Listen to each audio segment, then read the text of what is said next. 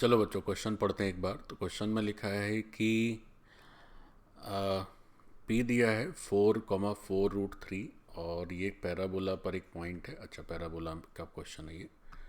So this question is from your conic section part, that is parabola. अब कह रहे हैं इस पर एक पॉइंट है, पॉइंट दे दिया है। पी और पी क्यू के बारे में कह रहे हैं फोकल कॉर्ड। अच्छा ठीक है साहब, तो फोकल कॉर्ड की चर्चा हो गई। फोकल कॉर्ड में एक तो पी दे दिया है और दूसरे के बारे में कुछ जिक्र नहीं है। पी क्यू कह रहे हैं कि फोकल कॉर्ड है। एम और एन फोटो परपेंडिकुलर है, drawn from P and Q respectively on the directrix. अच्छा, डायरेक्ट्रिक्स पर है। तो then sum of area of quadrilateral P Q M N.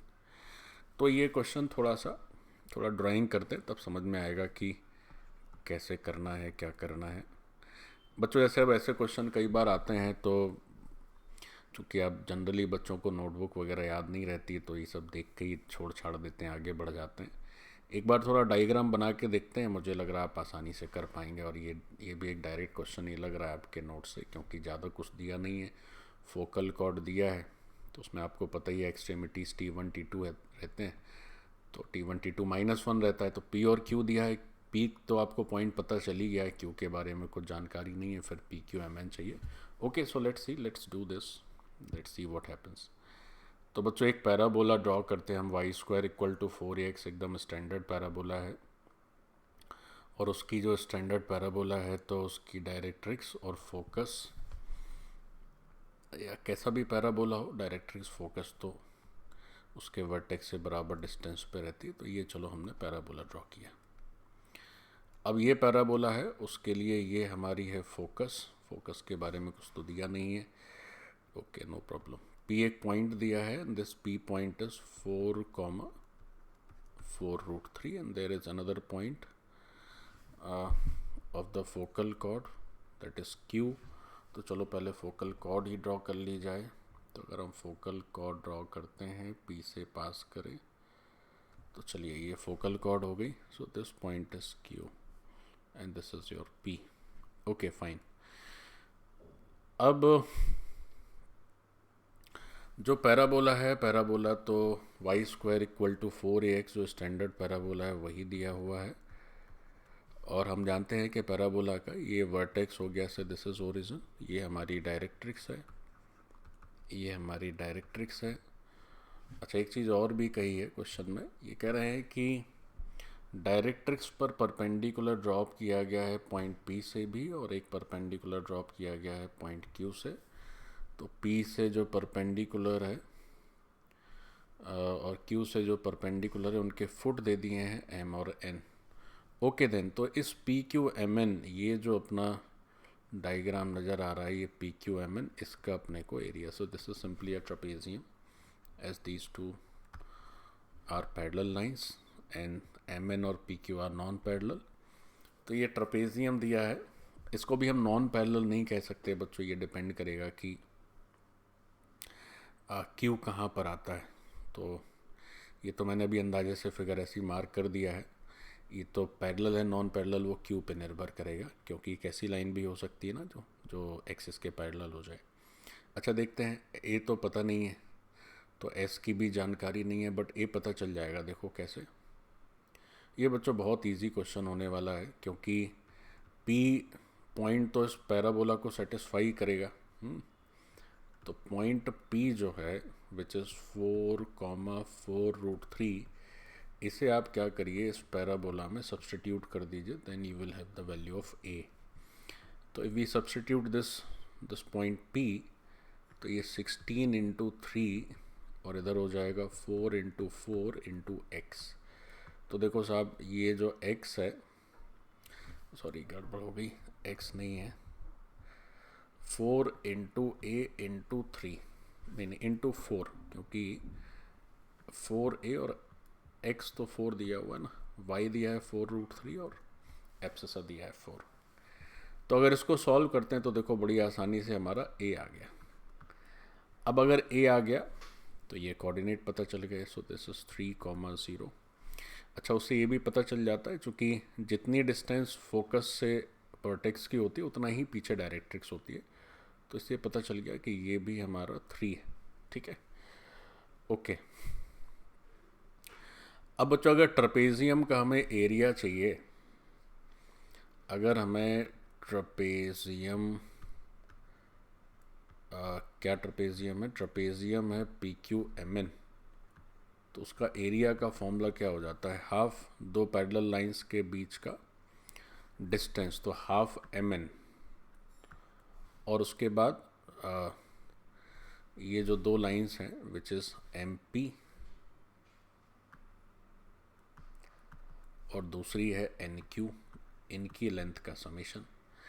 अब MP तो दिख ही रहा है कितना है, क्योंकि वाई एक्सेस से डिस्टेंस 4 यूनिट है और ये 3 तो 4 3 7 हो गया, तो MP में तो दिक्कत ही नहीं है।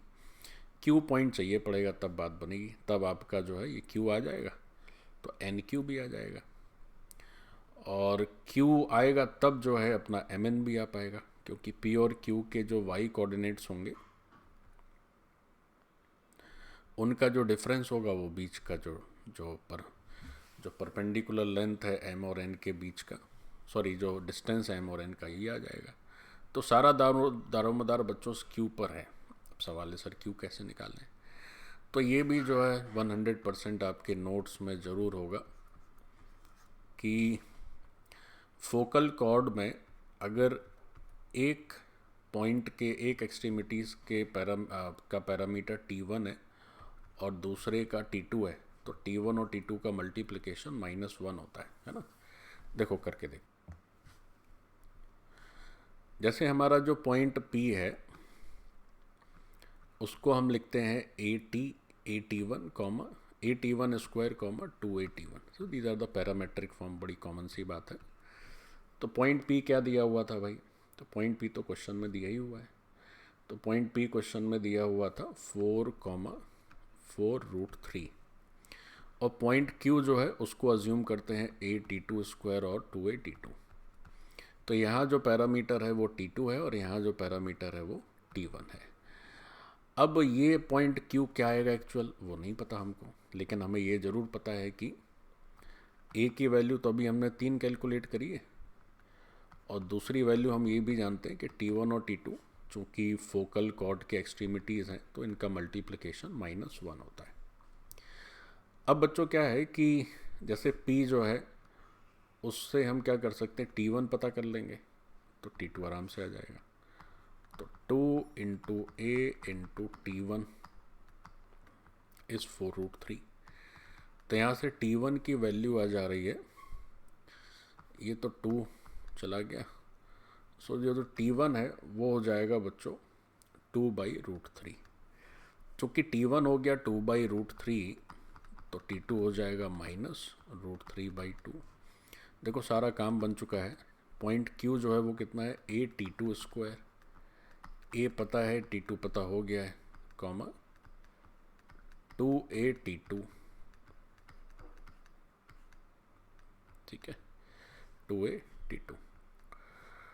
तो Q कितना निकल के आ रहा है एक बार ज़रा देख लिया जाए, ये 9 है, सॉरी इसका स्क्वायर करेंगे तो 3, तो ये 9/4 हो गया इसका एब्सिसा मीन्स x कोऑर्डिनेट।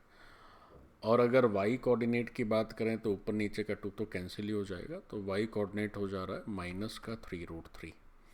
तो बच्चों ये हमारा Q हो गया, तो P हो गया, Q पता चल गया, सारी बातें हो गई, हमें P और Q पता चल गया है। अब जैसे PM अगर पूछा जाए तो P पॉइंट का x कोऑर्डिनेट 3 है, सॉरी 4 है, तो 4 एक्सिस के आगे पीछे था डायरेक्ट्रिक्स 3, तो PM हो गया।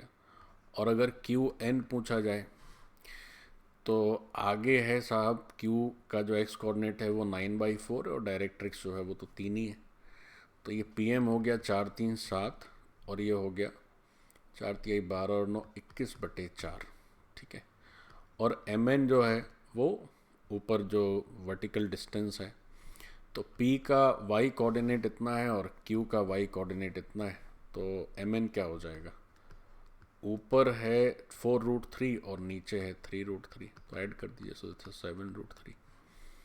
अब एरिया निकालना तो फिर बहुत ही ईजी है, हाफ MN क्या था बच्चों 7√3, और PM + QN इनको आप ऐड कर दो तो 7 + 21/4, तो ये हो गया हाफ 7√3, और इसको देखेंगे तो ये कितना हो जाएगा 28 और 21, विच इज़ 49/4। तो 49/4 करेंगे तो 7 × 49 कर लेते हैं तो 63, 28 और 6 34, 343/8। Okay, so this is the result बच्चों। ये फाइनल है, ये हो गया काम कंप्लीट। बट इस क्वेश्चन में हीरो क्या है, अगर किसी को ये नहीं पता है कि जो फोकल कॉर्ड है उसके जो एक्सट्रीमिटीज़ हैं उनके पैरामीटर्स का मल्टीप्लिकेशन -1 है, तो यही रूट है इस क्वेश्चन का। ये जो जानता है और जो थोड़े से ठंडे दिमाग का है, जो क्वेश्चन देखते ही मान लीजिए छोड़ दिया है, इतना लंबा है तो फिर क्या करें, तो आराम से आप करते जाएंगे तो इट्स वेरी इजी। और ये भी रेगुलर हर नोट्स में ही मिलता है। अगेन मैं बार बार बोलता हूँ कि आप अपने नोट्स रिवाइज करिए, वांट टू डू एनीथिंग और एवरीथिंग। बिना नोट्स के बच्चों कुछ होना नहीं है। So kindly stay away for everything which deviate you from revising your notes, है ना। थैंक यू बच्चों, धन्यवाद।